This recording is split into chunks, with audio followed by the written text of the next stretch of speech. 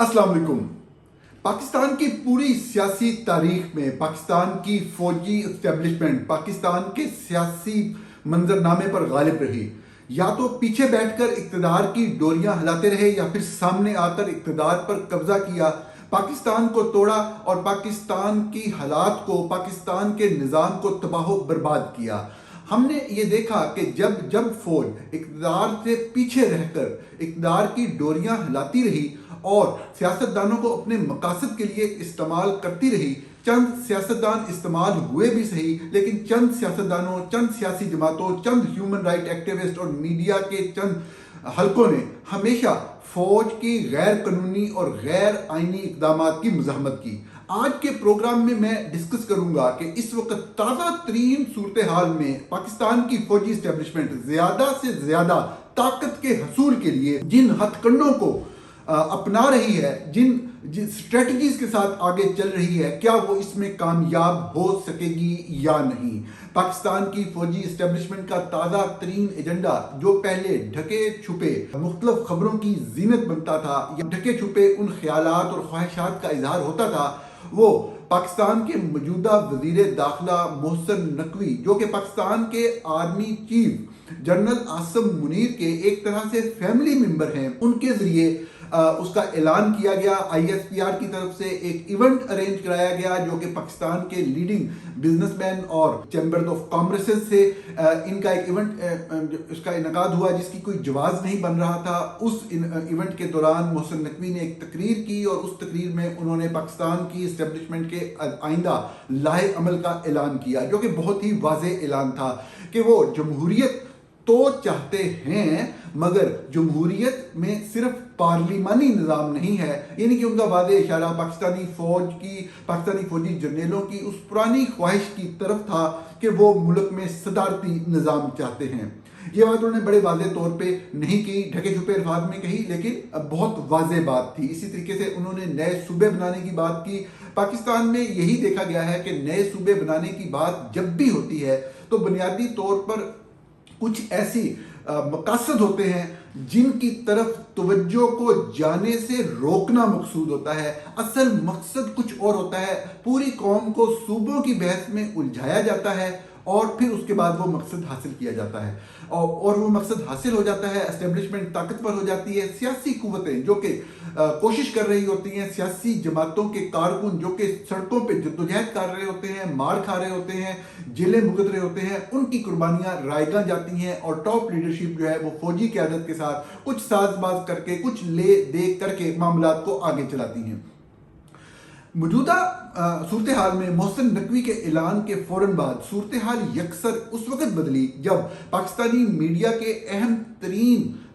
लोग, जो कि पाकिस्तान की फौजी इस्टेब्लिशमेंट के बहुत करीब माने जाते हैं, समझे जाते हैं, उन्होंने फौज की तरफ से ये पैगाम अवाम को पहुंचाया कि इस मरतबा सूबों की बात, नए सूबों की तश्कील की बात कोई नारा नहीं है, बल्कि इसके ऊपर अमल दरामद होगा। और यहाँ तक कहा गया कि अमल दरामद करके दिखाया जाएगा। कामरान खान जो कि सीनियर सहाफ़ी हैं, उन्होंने कल ये तक अल्फाज इस्तेमाल किए कि ये होकर रहेगा। यहाँ तक कहा कि पाकिस्तान की पार्लियामेंट को ये मंजूर करना पड़ेगा। ये बड़ी ही वाज़ेह धमकी थी पाकिस्तान के मौजूदा army chief general Asim Munir की तरफ से, पाकिस्तानी अवाम को ही नहीं, पाकिस्तान को, पाकिस्तान के आइन को ही नहीं, पाकिस्तान के पूरे जमहूरी निज़ाम को। ये पूरे जमहूरी निज़ाम का एक तरह से तमस्खुर उड़ाने का एक बड़ा भयानक वाक़या है जो पेश आ रहा है और ये बड़ा वाज़ेह पैगाम दिया जा रहा है कि सब कुछ बुलडोज कर दिया जाएगा। लेकिन जनरल आसिम मुनीर ताकत की आखिरी तरीन सतह तक पहुंचने के लिए, मैक्सिमम पावर अटेन करने के लिए, अपनी जो दवाम बख्शने के लिए अपने इक़्तिदार को, वो हर हद से गुजर जाएंगे और ये अमेंडमेंट करवा कर दिखाएंगे जिसमें मौजूदा जमहूरी निज़ाम जो कि पार्लिमानी निज़ाम है, इसकी शक्ल, इसकी हैयत ही तब्दील कर दी जाएगी। अब सूरत हाल ये है कि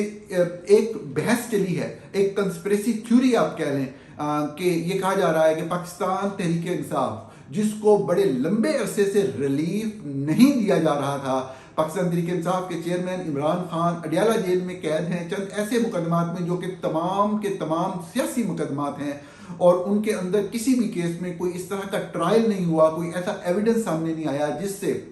हुकूमत का سامنے لایا گیا، کوئی بھی الزام جو ہے وہ ثابت ہو سکے. لیکن یہاں تک کہ ان کو نہ صرف سزا سنائی گئی، ان کی اہلیہ کو سزا سنائی گئی، بلکہ وہ جیل کے اندر مسلسل بند ہیں، ملاقاتوں کے اوپر پابندی ہے، ان کی صحت کی صورتحال پچھلے لمبے عرصے سے صحیح نہیں ہے. اور جتنے بھی لوگ ہیومن رائٹ ایکٹیوسٹ ہوں، ہیومن رائٹس کی آرگنائزیشن ہوں، میڈیا کے وہ شعبے جو کہ انڈیپینڈنٹ ہیں، چاہے وہ پی ٹی آئی کی پالیسی کو حمایت کرتے ہیں یا اس کی مخالفت کرتے ہیں، وہ عمران خان کی صحت کے حوالے سے ہمیشہ یہی کہتے رہے ہیں کہ ان کو صحت کی بہترین سہولتیں میسر کی جانی چاہیے، کیونکہ کیسز تمام سیاسی ہیں، ان کو کسی ہسپتال میں منتقل کیا جانا چاہیے. اور صاف ظاہر ہے کہ چونکہ کیسز بالکل غلط ہیں، اب وقت آ گیا ہے کہ ان کو رہا بھی کر دیا جائے. لیکن ان کو کسی طرح کا ریلیف نہیں دیا گیا، یہاں تک کہ پاکستان کی ہائی کورٹ سے کیا سپریم کورٹ تک بھی ان کا کیس تک سننے پہ تیار نہیں ہوتی تھی. اور اگر کبھی کیس سنا ایک دو سماعتوں میں تو بڑا واضح طور پہ لگتا تھا کہ وہ کارروائی ڈال رہے ہیں. یکالخت ایک تبدیلی آئی، پاکستان کے میڈیا میں خبریں لیک کروائی گئیں کہ ان کی صحت کو مسائل درپیش ہیں، ان کی صحت صحیح نہیں ہے. چند مخصوص صحافی جو کہ صاف ظاہر ہے کسی نہ کسی حوالے سے تنقید بھی کرتے ہوں تو اسٹیبلشمنٹ کے ساتھ کنیکٹڈ ہیں، انہوں نے اس طرح کی خبریں پھیلائیں. اور اس کے بعد ہم نے دیکھا کہ سپریم کورٹ کے اندر جو ہیئرنگ تھی وہ ان ججز کے سامنے کیس سماعت کے لیے مقرر ہوا جو کہ موجودہ لاٹ جو کہ 26ویں اور 27ویں ترمیم کے بعد لائی گئی پالتو ججز کی اس میں سے نہیں تھے زیادہ تر، اور انہوں نے وہی والا فیصلہ کیا جو کہ آئین اور قانون کے مطابق بنتا تھا. لیکن جو بھی لوگ نظام کو سمجھتے ہیں، جو سمجھتے ہیں کہ 26ویں آئینی ترمیم کے بعد بینچ بنانے کا اختیار بھی حکومت کے پاس ہے، وہ اس چیز کو بخوبی جان رہے ہیں کہ بنیادی طور پر پاکستان کی ملٹری اسٹیبلشمنٹ کی طرف سے کوئی کنسیشن دی جا رہی ہے، کوئی معاملات کو آگے بڑھانے کے لیے کوئی میسیجنگ کی جا رہی ہے. اس بات کا مقصد ہرگز یہ نہیں ہے کہ کوئی ڈیل ہوئی ہے یا ڈیل ہو رہی ہے، کیونکہ اس بارے میں صحافتی حوالے سے اگر آپ دیکھیں تو کوئی ایسے شواہد یا ثبوت سامنے نہیں ہیں. لیکن ایک طرف جب ہم یہ بات کہتے ہیں کہ ڈیل کے شواہد نہیں ہیں، اسی وقت ہم ساتھ یہ بھی کہتے ہیں کہ یہ بات 100% ثابت شدہ ہے کہ جو کیس لگایا گیا سپریم کورٹ کے اندر ان انڈیپینڈنٹ ججز کے سامنے، یہ لگایا جانا پاکستان کی فوجی اسٹیبلشمنٹ کی طرف سے ایک میسیجنگ ہے، ایک ایسے وقت میں جبکہ پاکستان کے فوجی جنرل تاولے ہو رہے ہیں کہ وہ کسی طریقے سے آئین کے اندر 28ویں ترمیم لے کے آئیں. اس صورتحال کو سمجھنے کے لیے ہمیں قومی اسمبلی اور سینٹ میں جو نمبر گیم ہے اس کو سمجھنا پڑے گا. آپ کو ذرا غور سے سننا ہوگا، بہت ہی کوئی کمپلیکیٹڈ نمبرز نہیں ہیں، بہت سادہ نمبرز ہیں. ان کو سمجھ کر، ان کو سن کر، ان کو اینالائز کر کے آپ کو سمجھ لگے گی کہ کیا صورتحال ہے، کیا مکمل طور پہ پاکستانی فوج کے کنٹرول میں ہے، یا اگر اب بھی جمہوری قوتیں اکٹھی ہو جائیں تو وہ اس کا رستہ روک سکتی ہیں. سب سے پہلے تو یہ ذہن میں رکھیے گا کہ جو عام قانون سازی ہوتی ہے اس کے لیے سادہ اکثریت چاہیے ہوتی ہے قانون کو پاس کرنے کے لیے. عمومی طور پر ایسے ہوتا ہے کہ اگر حکومت کے پاس قومی اسمبلی میں اکثریت ہو، جو کہ ہمیشہ ہوتی ہے، قومی اسمبلی میں اکثریت ہو تب بھی آپ کی حکومت ہوتی ہے، لیکن بعض اوقات ایسی صورتحال پیدا ہو جاتی ہے کہ سینٹ ایوان بالا کے اندر آپ کے پاس مکمل اکثریت نہیں ہوتی. تو جو عام قانون، کوئی بھی قانون بننا ہے، اس کے لیے اگر قومی اسمبلی کے اندر حکومت کی واضح میجورٹی ہے، اچھی خاصی اکثریت ہے، لیکن سینٹ کے اندر نمبرز کم ہیں، تو ایک آپشن حکومت کے پاس یہ بھی ہوتی ہے کہ وہ جوائنٹ سٹنگ بلا سکتی ہے، ایک جوائنٹ سیشن کال کر سکتی ہے پارلیمنٹ کا، جس کے اندر وہ اس بل کو پاس کر سکتی ہے، اور اس جوائنٹ سٹنگ کی سادہ اکثریت سے بھی اس قانون کو پاس کروایا جا سکتا ہے. یعنی کہ اگر قومی اسمبلی کے اندر جتنے نمبر ریکوائرڈ ہیں ان کے 20-25 نمبر زیادہ ہیں، جبکہ سینٹ میں اتنے ووٹ کم ہیں، تو وہ جوائنٹ سیشن کے اندر یہ والا مقصد حاصل کر سکتے ہیں. لیکن اگر کوئی آئینی ترمیم ہے، کانسٹیٹیوشنل امینڈمنٹ ہے، تو اس کے لیے ایسا ہونا ممکن نہیں ہے. جوائنٹ سیشن نہیں بلایا جا سکتا، قومی اسمبلی کا اجلاس علیحدہ ہوگا، اور ایک آئینی ترمیم کے لیے 2/3 اکثریت سے قومی اسمبلی سے وہ بل پاس ہونا ضروری ہے. اور جب وہ بل قومی اسمبلی سے پاس ہو جائے گا یا سینٹ سے، کسی بھی ہاؤس سے پہلے پاس ہو سکتا ہے، تو وہ بعد میں دوسرے ہاؤس میں جائے گا. اگر پہلے قومی اسمبلی سے پاس ہوا تو بعد میں سینٹ میں جائے گا، اور سینٹ میں بھی 2/3 اکثریت سے اس کا پاس ہونا ضروری ہے. پاکستان کی قومی اسمبلی میں جو آخری ترامیم ہوئی ہیں اس کے بعد سے جو ممبران کی کل تعداد ہے تمام مخصوص نشستوں اور براہ راست انتخاب کی نشستوں کو ملا کر ان کی تعداد 336 بنتی ہے۔ 2/3 اکثریت کے لیے آپ کو تقریباً 222 ووٹوں کی ضرورت ہے۔ ان 222 ووٹوں میں آپ جانتے ہیں کہ پاکستان پیپلز پارٹی بھی شامل ہے، پاکستان مسلم لیگ نواز بھی شامل ہے، MQM بھی شامل ہے، بلوچستان سے چند پارٹیاں، حکومت کی اتحادی پارٹیاں جو شامل ہیں، اور اگر آپ ان تمام نمبرز کو جمع کریں تو ان کی ٹوٹل تعداد تقریباً 235 بنتی ہے قومی اسمبلی کے اندر موجودہ صورتحال میں۔ 235 کی جو کل تعداد ہے وہ صاف ظاہر ہے جو 2/3 میجورٹی ہے، ریکوائرڈ نمبر قومی اسمبلی میں چاہیے وہ 222 ہے۔ 222 سے زیادہ نمبر حکومت کے پاس موجود ہیں 235، جبکہ اگر ہم سینٹ میں جائیں تو اس میں اب ٹوٹل ممبران کی تعداد 96 ہے، یعنی کہ 96۔ اس میں سے آپ کو 2/3 اکثریت اگر چاہیے تو آپ کو 64 چاہیے۔ سینٹ کے اندر پارٹی پوزیشن جو ہے وہ ہم ڈسکس کرتے ہیں، تقریباً آپ کہہ لیں کہ 64 کے آس پاس، 64 سے 1-2 کم حکومت کے پاس پہلے سے نمبرز ہیں، 1-2 لوگ وہ ساتھ ملا لیتے ہیں اور آئینی ترمیم ہو جاتی ہے۔ اس وقت جو صورتحال میں آپ کے سامنے رکھنا چاہتا ہوں یا ڈسکس کر رہا ہوں وہ یہ ہے کہ واضح طور پر پاکستان پیپلز پارٹی ہمیں اس پورے آئینی پروسیس سے، اس آئینی پروسیس تو نہیں کہنا چاہیے، آئینی پروسیس تو بالکل نہیں ہے، فوجی پروسیس ہے، اس فوجی پروسیس سے خود کو دور کرتی ہوئی محسوس ہوتی ہے۔ اس کی وجہ شاید کوئی اور نہیں،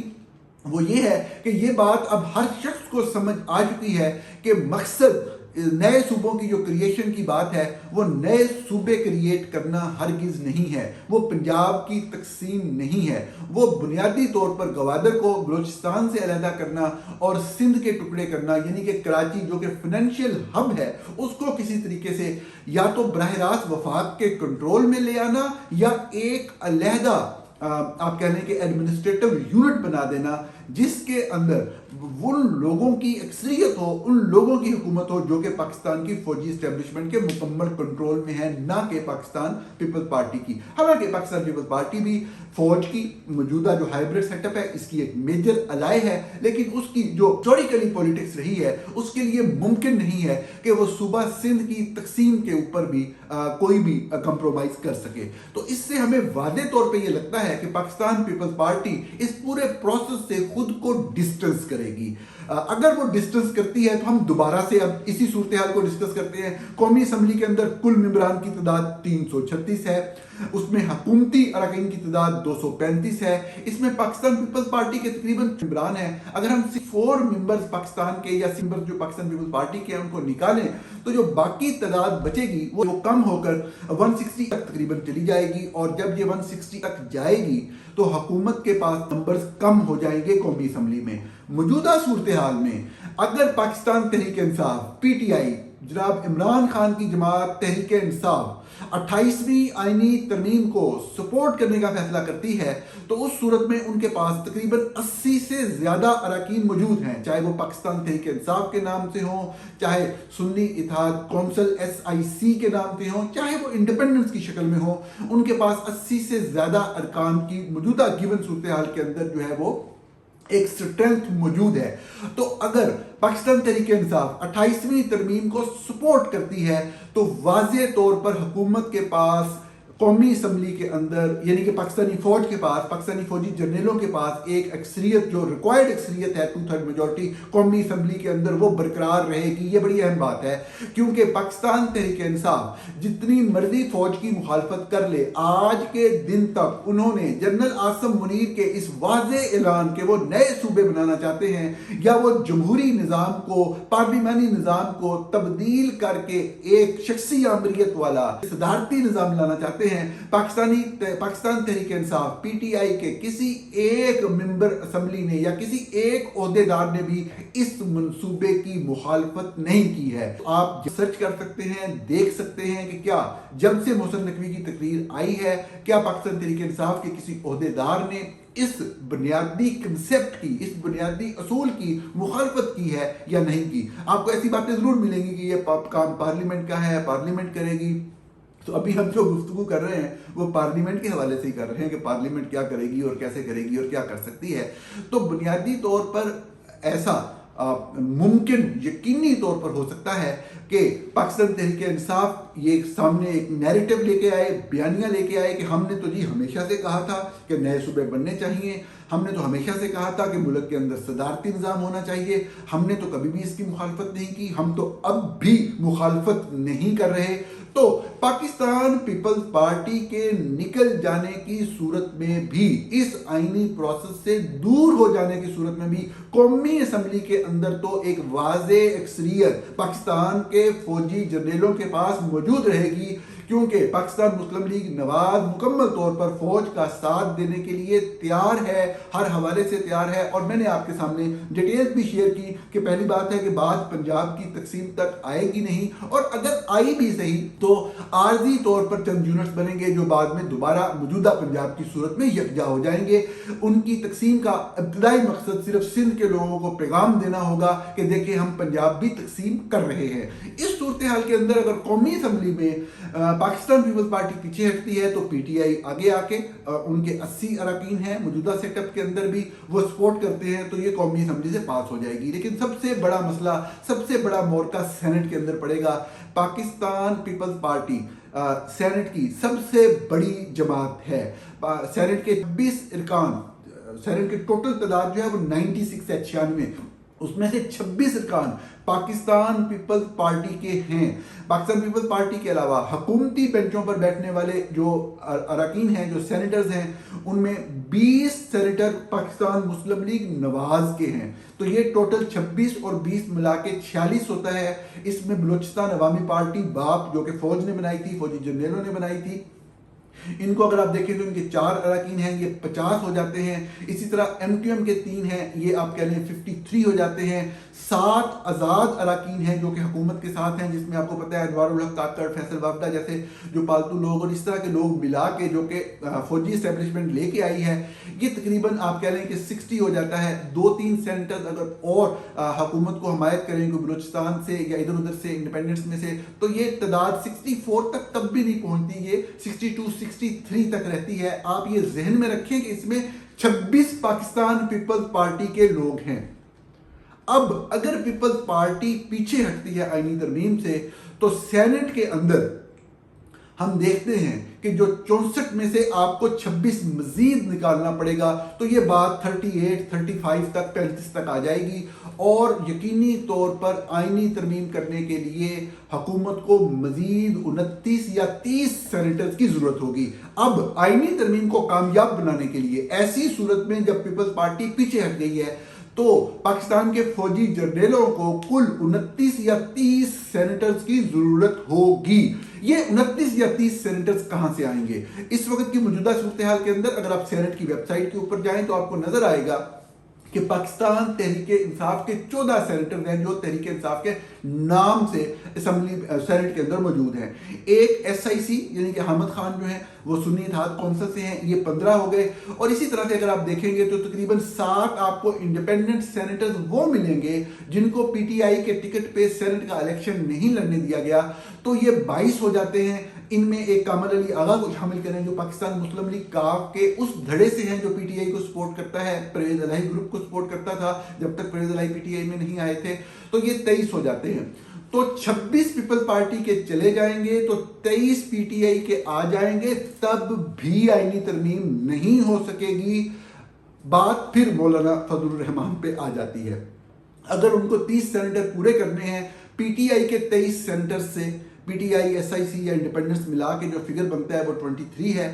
इसको मिला के भी उनको 6-7 मजीद सेनेटर्स की जरूरत होगी, और ये सेनेटर जो है वो मौलाना फजलुर रहमान के पास मौजूद हैं, तकरीबन उनकी तादाद 7 है। अब इस सारी सूरत हाल के अंदर बात क्या बनती है कि अगर फौजी इस्टेब्लिशमेंट अपने इस नए जो एक टैक्टिक है कि किसी तरीके से पाकिस्तान तहरीक इंसाफ को, जिनको उन्होंने 3 साल टारगेट किया है, या जिस तरीके से भी तहरीक इंसाफ के साथ डील किया गया, अब अगर वो एक गेम के जरिए उनको लूप में वापस लाना चाहते हैं, जो कि बड़ा वाज़े तौर पे लग रहा है कि Pakistan Tehreek Insaf more than ready है, उनके लोगों को ये बात बड़ी बुरी लग रही है। लेकिन जिस तरह मैंने बयान किया कि पाकिस्तान तहरीक इंसाफ के किसी रहनुमा ने बार बार कहने और बार बार पूछने के बावजूद एक मर्तबा भी जनरल आसिम मुनीर के इस एजेंडे कि वो 28वीं तरमीम के जरिए पाकिस्तान का मौजूदा جو ایک سٹرکچر ہے گورننس کا، پارلیمانی نظام کا، اس کو مکمل طور پہ ختم کر کے ایک نیا نظام لانا چاہتے ہیں، اس کے خلاف پاکستان تحریک انصاف نے کوئی بات نہیں کی ہے، نمبر 1۔ نمبر 2، پاکستان تحریک انصاف نے صوبوں کے حوالے سے، نئے صوبے بننے کے حوالے سے کہ ہم ایسی ہر موو کی مخالفت کرتے ہیں، کوئی ایسی بات نہیں کی ہے، بلکہ ان کے لوگ یہی کہتے نظر آتے ہیں کہ ہمارا وہی موقف ہے جو ہمیشہ سے ہے۔ نئے صوبے بننے میں کبھی بھی کوئی پرابلم نہیں۔ میں نے آپ سے کہا کہ آپ منافقت کی اس حد کو غور کریں کہ صوبہ، ایک سب سے بڑا صوبہ پنجاب ہے، جس کی آبادی پاکستان کے باقی تینوں صوبوں کی آبادی سے زیادہ ہے موجودہ صورتحال میں۔ ان کی قومی اسمبلی میں نشستیں قومی اسمبلی کی آدھی نشستوں سے بھی زائد ہیں، یعنی کہ جو شخص پنجاب میں جیت جائے وہ پورے پاکستان پہ حکومت کرتا ہے، اور یہی پاکستان کے وفاق کی کمزور ہونے کی علامت ہے۔ میں نے آپ کو عرض کیا کہ جب پاکستان بنا، بہاولپور ریاست علیحدہ تھی، پنجاب کا حصہ پچھلے کئی 100 سال میں نہیں رہی کبھی بھی۔ اس کے علاوہ سرائکی وسیب، پورے کا پورا سرائکی بولنے والے لوگ ایک علیحدہ حصہ تھا۔ بجائے اس کے کہ ایک ریشنل بات کی جائے کہ اگر آپ واقعتاً مزید یونٹ بنانا چاہتے ہیں تو یہ ایک بڑا صوبہ ہے جس کے اندر ایک جواز موجود ہے، صوبے کی اسمبلی قرارداد منظور کر چکی ہوئی ہے، اس صوبے کو بنایا جائے۔ گفتگو کو بالکل ایک ایسی غیر منطقی انداز میں آگے بڑھایا جاتا ہے کہ وہ صوبے جن کی تعداد، پاپولیشن کی تعداد پنجاب کی جو آبادی ہے اس کے آدھے سے بھی کم ہے، ان کو تقسیم کرنے کی بات کی جا رہی ہے، اور سب سے مقصد بھی وہی ہے۔ اب بنیادی طور پہ جب بھی آئین میں ایسی ترمیم کی جانی ہو جس سے کوئی صوبے کی باؤنڈری، اس کی جیوگرافیکل حیثیت متاثر ہو رہی ہو، تو اس صوبے کی اسمبلی سے بھی پہلے 2/3 اکثریت سے قرارداد پاس ہونا ہوتی ہے، جو کہ صاف ظاہر ہے اس صورتحال میں صوبہ سندھ کی اسمبلی نہیں کرے گی۔ بلوچستان میں سے تو کوئی ایک ووٹ بھی ملنے کا امکان نہ ہوتا۔ اگر بلوچستان اسمبلی میں کوئی ایک آدھا ایم پی اے بھی براہ راست آیا ہوتا، زیادہ تر لوگوں کو پاکستان کی فوجی اسٹیبلشمنٹ صرف بٹھاتی ہے بلوچستان اسمبلی میں، تو وہاں سے تو وہ کروا لیں گے کیونکہ وہاں پہ عوام کے نمائندے نہیں بیٹھے بلوچستان اسمبلی میں۔ لیکن سندھ کی اسمبلی سے یہ ممکن نہیں ہوگا، تو سب سے پہلے آئین کا وہ آرٹیکل جس کے اندر یہ شک موجود ہے کہ صوبے کی اگر حیت تبدیل کرنی ہے تو 2/3 میجورٹی سے قرارداد متعلقہ صوبے کی اسمبلی سے پاس کروائی جائے، سب سے پہلے تو یہ ترمیم کی جائے گی۔ جب یہ ترمیم ہو جائے گی تو اس کے بعد اگلی ترمیم کے ذریعے صوبوں میں ترمیم کی بات آئے گی یا پورے نظام کو تبدیل کرنے کی بات آئے گی۔ اس میں پاکستان پیپل پارٹی اگر پیچھے ہٹتی ہے تو اس کو صرف پیچھے نہیں ہٹنا، اس کو باقاعدہ ایک تحریک چلانی ہے مولانا فضل الرحمان کے ساتھ مل کر کہ اگر تمام پارٹیاں، چاہے وہ پاکستان مسلم لیگ نواز ہو جو کہ ہسٹوریکلی صاف ظاہر ہے کہ اسٹیبلشمنٹ نے ہی پیدا کیا اور اسٹیبلشمنٹ نے سپورٹ کیا، چند ادوار میں جب انہوں نے کوئی مخالفت کی اسٹیبلشمنٹ کی پالیسیوں کی ان کو چھوڑ کر، اور پاکستان تحریک انصاف جس نے پچھلے 3 سال ایک جو کشمکش ہوئی اس میں وقت گزارا، لیکن وہ بھی اسٹیبلشمنٹ کی بیک سے ہی آگے آئے اور اسٹیبلشمنٹ کی ایک لمبا عرصہ ان کو سپورٹ حاصل رہی۔ اب اگر وہ اسٹیبلشمنٹ کی طرف واپس جاتے ہیں تو یہ بڑا مشکل وقت ہوگا پاکستان کی جمہوری قوتوں کے لیے، لیکن اس میں سب سے اہم بات، سب سے اہم چیز صرف پیچھے ہٹنا نہیں ہوگا، یقینی طور پہ قومی سطح کی ایک تحریک چلانا، اور خصوصاً پاکستان پیپلز پارٹی کے جو سربراہ ہیں آصف علی زرداری، جو کہ مانے جاتے ہیں کہ وہ جوڑ توڑ کے ماہر ہیں، اگر وہ اس جوڑ توڑ پر اتر آئیں تو اسٹیبلشمنٹ کیا، پاکستان کے ساری فوجی جرنیل کیا، پورے ادارے مل کر بھی سینٹ کے اندر مطلوبہ مقدار میں جو نمبرز چاہیے 64 وہ حاصل نہیں کر سکتے۔ یقینی طور پر پاکستان کی فوجی اسٹیبلشمنٹ کو پاکستان پیپلز پارٹی کو توڑنا پڑے گا اگر وہ یہ نمبر حاصل کرنا چاہتے ہیں، جیسا کہ ماضی میں انہوں نے پاکستان تحریک انصاف کو یا دیگر جماعتوں کو بھی توڑا۔ کیا پیپلز پارٹی کے لوگ اس طریقے سے ٹوٹیں گے، یا پاکستان پیپلز پارٹی متحد رہ کر پاکستان کے فوجی جرنیلوں کی اس لیٹسٹ جو ایجنڈا ہے، جو پلان ہے پاکستان کو کمزور کرنے کا، اس کو وہ کامیاب ہو سکے گا یا نہیں ہو سکے گا، یہ تو آنے والا وقت ہی بتائے گا۔ بہرحال جمہوری قوتوں پہ بڑا ہی مشکل وقت ہے۔ صوبے پاکستان کی اور صوبوں کی، خصوصاً صوبہ سندھ، صوبہ بلوچستان اور صوبہ خیبر پختونخوا اور جو کشمیر کے علاقے ہیں، ان کی موجودہ حیت پاکستان کی سالمیت کی علامت ہے، پاکستان کے وفاق کی علامت ہے۔ انہیں توڑنا پاکستان کو کمزور کرنا ہے، لیکن پاکستان کے فوجی جرنیل کوئی فیصلہ کر چکے ہوئے ہیں، اور جب وہ فیصلہ کر لیتے ہیں، جب تک پاکستان ٹوٹ نہیں جاتا، جب تک پاکستان کو نقصان نہیں پہنچ جاتا، تب تک وہ ہوش کے ناخن نہیں لیتے۔ پھر 4-5 سال پیچھے بیٹھ کر کہتے ہیں غلطی ہو گئی، چند لوگوں سے چند صحافی روزنامہ جنگ کے اور جیو گروپ کے لانچ کرتے ہیں ARY بول کے کہ فوج غلط نہیں ہے، سارے جرنیل غلط نہیں ہیں، فوج تو لڑتی ہے، فوج تو قربانیاں دیتی ہے، وہ ایک جرنیل جو تھا نا، مشرف جو تھا یا جو عاصم منیر تھا، وہ غلط تھا، فوج بڑی اچھی ہے۔ پھر روزنامہ جنگ اور دی نیوز اور جیو نیوز اور ARY نیوز اور گولڈ نیوز لانچ ہو جاتے ہیں، اور پھر دوبارہ سے ایک نیا سلسلہ شروع ہو جاتا ہے۔ یہ وقت ہے یقینی طور پہ پاکستان کی جمہوری قوتوں کے متحد ہونے کا۔ نمبر گیم ان کے خلاف ضرور ہے، لیکن اتنی بھی مشکل نہیں کہ اس کو مینج نہ کیا جائے اور پاکستان کی فوجی اسٹیبلشمنٹ کے اس آخری ہتھ کنڈے کو روکا جائے، کیونکہ اگر یہ ہتھ کنڈا کامیاب ہو گیا تو یہ سیاسی پارٹیاں جنہوں نے بہت قربانیاں دی ہیں ماضی میں، کوئی شک نہیں پاکستان پیپلز پارٹی کی قربانیوں کے اوپر، لیکن یہ ان کی بنیاد ختم ہو جائے گی، ان کی جو سیاست، جو پاکستان کے لیے سیاست ہے وہ ختم ہو جائے گی۔ یہ وقت ہے کہ غیر جمہوری قوتوں کے غیر جمہوری ایجنڈے کو روکا جائے۔ ناظرین، پروگرام دیکھنے کا بہت شکریہ۔